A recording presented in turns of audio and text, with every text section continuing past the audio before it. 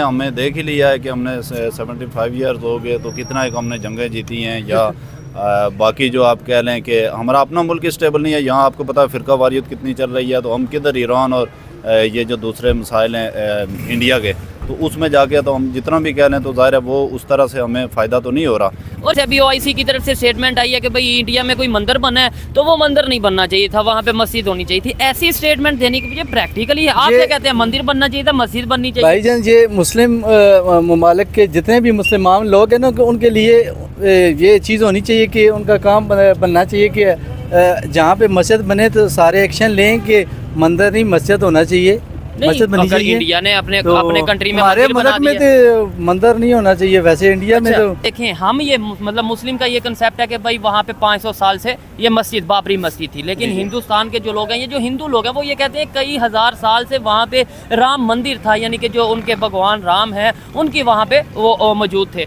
हमें भी हिस्ट्री के ऊपर से देखना चाहिए। लेट्स सपोज अगर हिस्ट्री में वाकई में वहाँ पे पहले मंदिर हो और बाबर जब आया उसके बाद मस्जिद बनाई गई हो, तो फिर सारे मुमालिक ये भी साजिश है। नहीं ऐसा साजिश है, लेकिन सारे मुखालिफ है ना पाकिस्तान। नमस्कार दोस्तों, सत श्री अकाल, आदाब। मैं सुनील चौहान फिर से आप सभी का स्वागत करना चाहूंगा हमारे YouTube channel reaction with review पे। तो दोस्तों, हमारे श्री राम मंदिर जी फिर से चर्चा में आ गए हैं। अभी उनका इनॉग्रेशन खत्म भी नहीं हुआ और एक मुस्लिम जो संगठन है ओआईसी, उनकी तरफ से ये एक स्टेटमेंट आया है कि जो वहां पे श्री राम मंदिर बनाया गया, वहां पे श्री राम मंदिर नहीं बल्कि बाबरी मस्जिद होनी चाहिए थी, जो कि पहले भी वहां पर थी। तो दोस्तों, इस स्टेटमेंट पर क्या रिएक्शन है पाकिस्तानी पब्लिक का, जानेंगे इस वीडियो में। चैनल पर अगर नए हो तो प्लीज यार चैनल को सब्सक्राइब करें, वीडियो को लाइक शेयर और कमेंट करना बिल्कुल ना भूलें। तो इसी के साथ बिना देरी की चलिए वीडियो स्टार्ट करते हैं। ओआईसी जो तमाम इस्लामिक कंट्रीज़ की मिलकर एक ऑर्गेनाइजेशन बनाई गई है, जिसका मकसद ये था कि भाई कोई कंट्री इस्लामिक कंट्री मुश्किल में होगा तो उसकी हेल्प की जाएगी। क्या वो पाकिस्तान की हेल्प कर रही?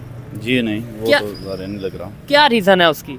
मेरे ख्याल में एक तो ये है कि उसमें ज़्यादा एक तो अरब कंट्रीज़ जो हैं उनके अपने मफादात हैं, और पाकिस्तान चूँकि ये साउथ एशियन ये कंट्रीज़ हैं, इनका अलग एक रीजन है। ठीक है। तो उसके अलावा कुछ तो जेन्युइन प्रॉब्लम है, ऊपर से ये है कि उम्मत मुस्लिमा में वो ज़्यादा यूनिटी भी नहीं है।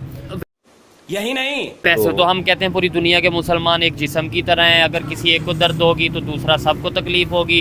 हम ये चीज़ प्रैक्टिकली क्यों नहीं करते? हम ऐसी वैसी स्टेटमेंट दे देते हैं कि भाई यहाँ पे ये हो गया, वहाँ पे जैसे अभी इंडिया में कोई मंदिर बना उसके ऊपर ओआईसी ने स्टेटमेंट दे दी है कि भाई ये मंदिर नहीं होना चाहिए।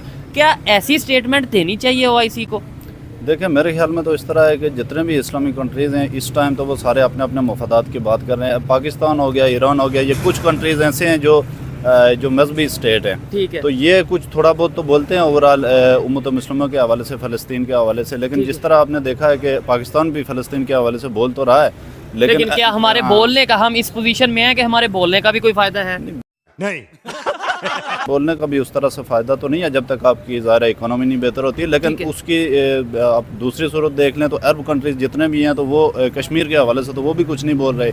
तो अच्छा, और बड़ी बात, ओआईसी में हम साथ नज़र आते हैं, मतलब कश्मीर के मामले में, चाहे सऊदी अरेबिया हो या दूसरे, लेकिन वही सऊदी अरेबिया इंडिया में जाके इन्वेस्टमेंट भी करता है, वही यूएई इंडिया में जाके इन्वेस्टमेंट भी करता है, वही यूएई या सऊदी अरेबिया के जो प्रेसिडेंट हैं या जो किंग हैं वो इंडिया में जाते हैं और बड़ा बिजनेस आपस में कर रहे हैं। लेकिन जहाँ पे बात आती है बस एक टेम्परेरी सी ये स्टेटमेंट दे के लोगों के जज्बात के साथ खेलना कि जी मंदिर नहीं होना चाहिए था, मस्जिद नहीं होनी चाहिए या मस्जिद होनी चाहिए। क्या आज के दौर में ऐसी स्टेटमेंट देना बेहतर है आपके ख्याल से?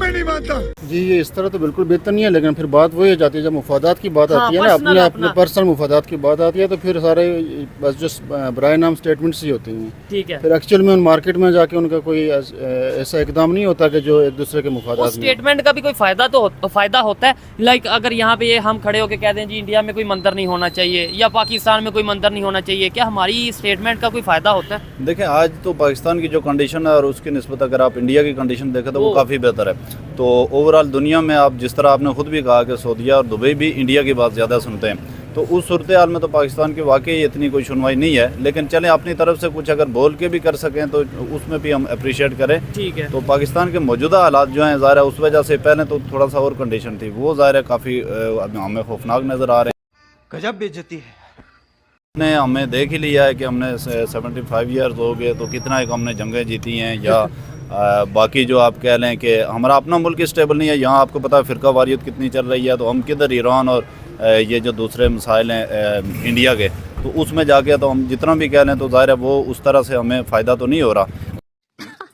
सही पकड़े हैं। जैसे आपने इंडिया की अगर बात कर लें, आपने भी इंडिया कहा कि भाई वो इस टाइम हमारे से बहुत बेहतर है, वो किस वजह से बेहतर हो गया? ज़ाहिर है उनका एक तो आईटी सेक्टर काफ़ी स्ट्रांग है, फिर एजुकेशन पे उन्होंने काफ़ी काम किया, ओवरऑल वहाँ पे जमहूरियत भी रही और डेमोक्रेसी हमारे से तो सारी चीज़ें ही तकरीबन आप देख लें कि वो अभी वो साइंस में बेहतर हैं, चांद पे पहुँच गए हैं, तो बहुत सारी चीज़ें उनकी बेहतर दुनिया हैं। की 5वीं बड़ी इकॉनमी बन गए हैं। हाँ जी बिल्कुल। ठीक है, आप लास्ट में इसके ऊपर क्या कहना चाहेंगे? इन्होंने जैसे इंडिया का बोला, कैसे आगे, पहले तो ये बताएं, एग्री करते हैं कि वो हमारे से आगे हैं? मैं तकरीबन सारी बातों से इनसे एग्री हूँ। एक्चुअली प्रॉब्लम ये है हमारा कि एक तो जब हमारे यहाँ एजुकेशन का प्रॉब्लम होगा, एजुकेशन का फुकदान होगा, ठीक है, समझ रहे हो, और दूसरा चीज़ ये है कि फिरकावारी जब तक ख़त्म नहीं होती, हाँ, इस तरह के जो मसाइल हैं ना, सुन्नी शिया इस जी, तरीके जी। से इशू, इस तरह के मसाइल जब तक ख़त्म नहीं होते और फिर सारी कंट्रीज जब उम्मत मुस्लिमा हैं, ये सारी एक फोरम पे इकट्ठी नहीं होती, अपने जो मुफादात है उनको बलाए ताक रखते हुए ये एक दूसरे के मुफादात के पीछे जब नहीं जाएंगे, खाली अपने मुफादात देखेंगे, तो मुझे नहीं लगता कि मुल्क के अंदर, हमारे मुल्क के अंदर कोई खास चेंज आएगा या मुस्लिम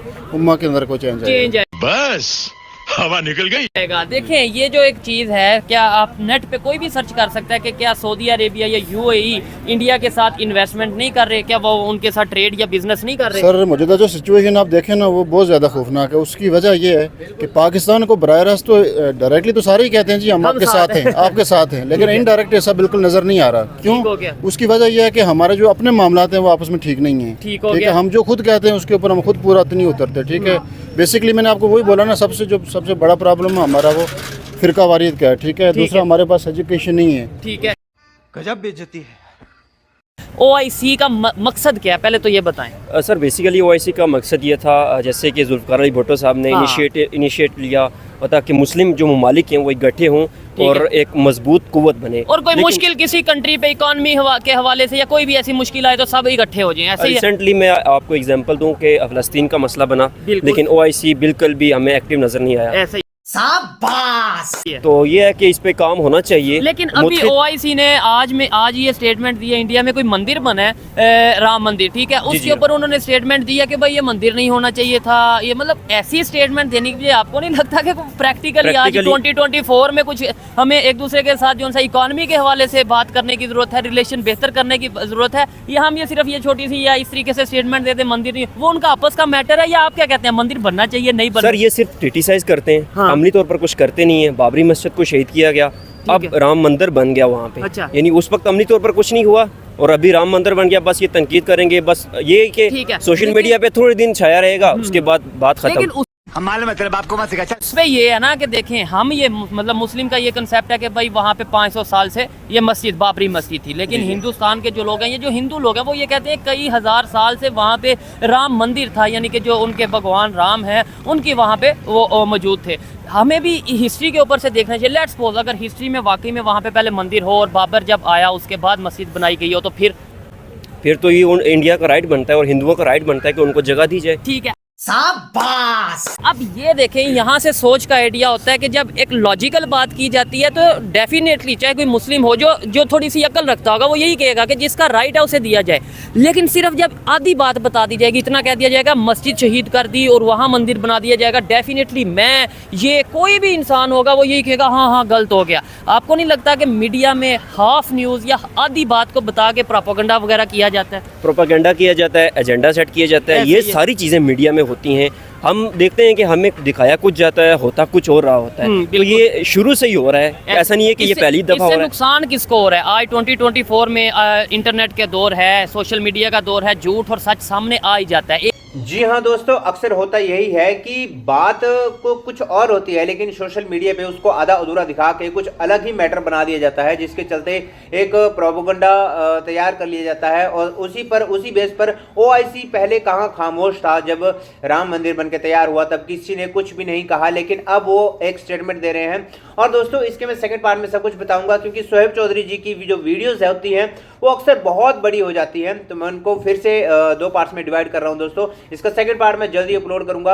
आई होप आपको वीडियो पसंद आई होगी। वीडियो सच में पसंद आई तो प्लीज यार एक लाइक, एक कमेंट और एक सब्सक्राइब जरूर करें। मिलते हैं इसके सेकंड पार्ट में, तब तक के लिए जय हिंद, जय भारत।